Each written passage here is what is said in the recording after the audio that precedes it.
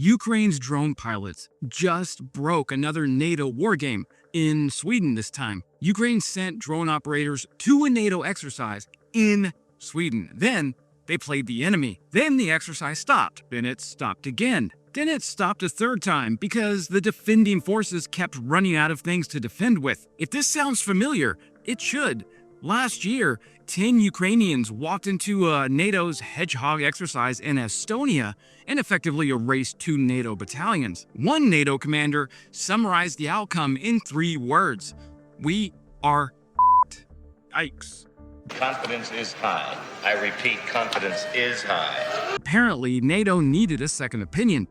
This time, the classroom was Gotland, the most strategically important island in the Baltic Sea, the piece of terrain that Sweden's chief of defense says determines who controls the central Baltic. Ukraine came to help, and then they ruined everyone's day again. Hey friends, Wes here, Army Infantry and Air Force veteran, which means I've spent time in enough NATO exercises to understand the specific look on a commander's face when the after-action review goes places nobody planned for. That look has a name. We're gonna see it a lot today. So every now and then, a training exercise produces a result so uncomfortable that it changes how an alliance thinks about warfare. Hedgehog 2025 in Estonia did that. Aurora 26 in Sweden just did it again. And the fact that Ukraine had to do it twice in 2 different countries tells you something specific about how fast NATO is actually adapting. Aurora 26 ran from late April through mid-May 2026, all across Sweden,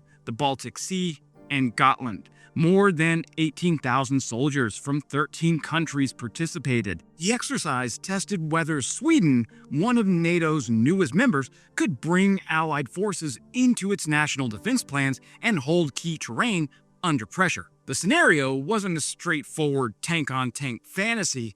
It involved sabotage, cyber attacks, power outages, and food shortages before Article 5 had even been invoked. The Swedish armed forces invited Ukrainian drone units to participate, share frontline expertise, and act as a challenging opposing force. Ukraine was like, sure, hold my beer. According to the Associated Press, which had journalists on Gotland for this exercise, that's exactly what happened.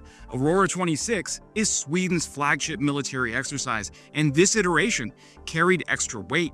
Sweden formally joined NATO in March of 2024, and Aurora 26 was the first major test of whether Swedish defense infrastructure could actually absorb Allied forces at scale and move them to where they needed to go under pressure. Crown Princess Victoria of Sweden even visited the Aurora 26 military exercise on May 11th. I salute you, Your Highness.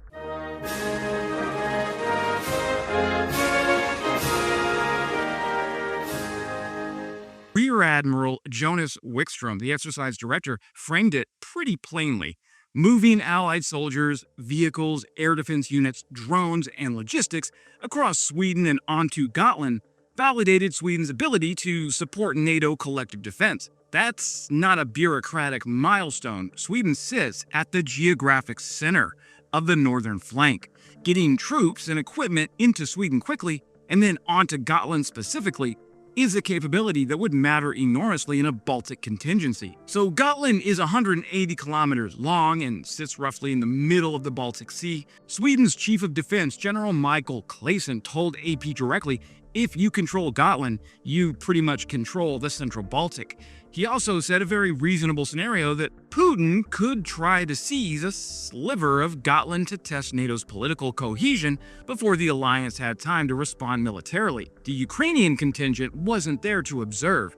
NATO's own documentation confirms that Ukrainian Army National Guard drone operators flew reconnaissance drones on Gotland, worked alongside Swedish and British drone teams, and served simultaneously as instructors and as a very difficult opposing force, or OP4, for the Allied troops. There were 2 Ukrainian pilots identified by call sign. Tarek is 24. And then there was Karat, whose age wasn't reported, but his assessment suggested someone who had spent considerable time watching Western forces process the gap between their training assumptions, and Ukrainian battlefield reality. During the exercise, the Ukrainians played the aggressor. They used FPV attack drones and reconnaissance platforms against Swedish defensive positions. According to Tarek, speaking to AP, the training had to stop 3 times so the defenders could figure out how to do better.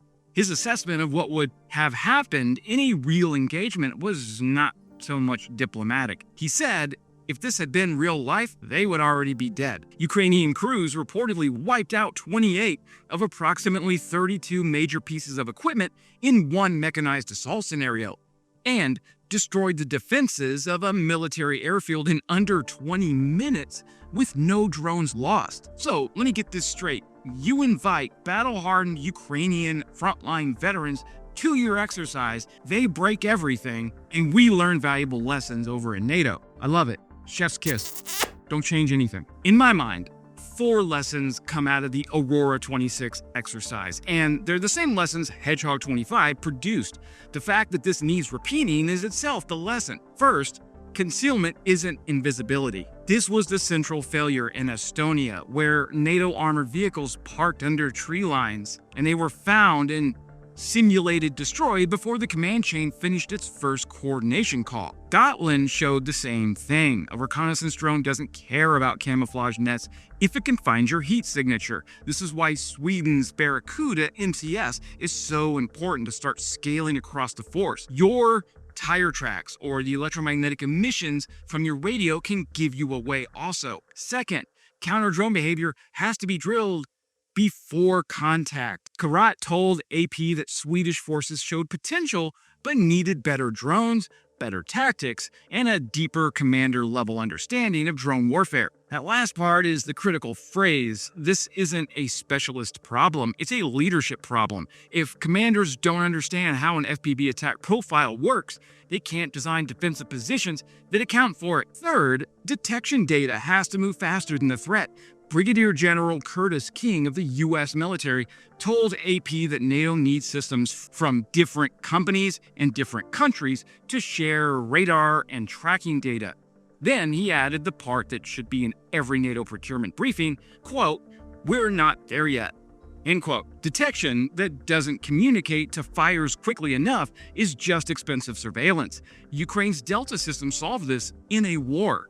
NATO is solving it in committees. Fourth, the gray zone is the danger zone.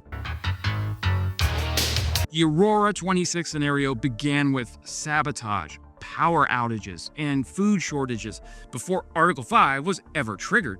Gotland's value to Russia in a hybrid crisis isn't necessarily a full amphibious assault. It's creating enough ambiguity, enough civilian disruption, enough political hesitation that NATO's decision cycle runs slower than Russia's action cycle.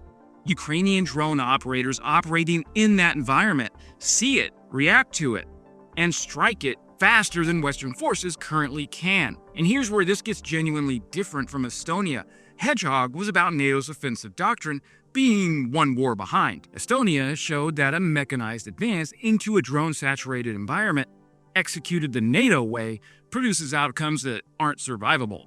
Gotland is about NATO's defensive doctrine being one war behind. Aurora 26 showed that defending key terrain against a hybrid threat that leads with drones, sabotage, and ambiguity before any official shooting war starts requires a fundamentally different kind of readiness. That's a harder problem to fix. Offensive doctrine can be revised in training cycles. Defensive readiness in a gray zone crisis requires political will, pre-position capabilities, clear rules of engagement for ambiguous threats, and civilian military coordination that most NATO members haven't stress tested. Ukraine has been stress testing all of it, simultaneously, under live fire, for 4 years. So what are these exercises telling us?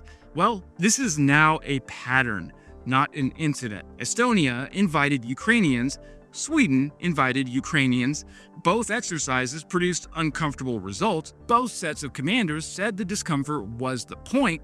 What Ukraine is doing is exporting doctrine, not voluntarily, not as a foreign policy strategy, but because the conditions of this war forced Ukraine to solve problems that NATO hasn't faced at scale. Every tactical insight about drone detection, concealment failure, FPV attack profiles, and kill chain compression was written in blood on the Eastern Front. Ukraine is now handing that knowledge to allies who have the luxury of learning it in exercises. General Clayson said Western forces need to learn rapidly how to conduct drone and counter-drone operations, and the fastest path is listening to the Ukrainians. He's right.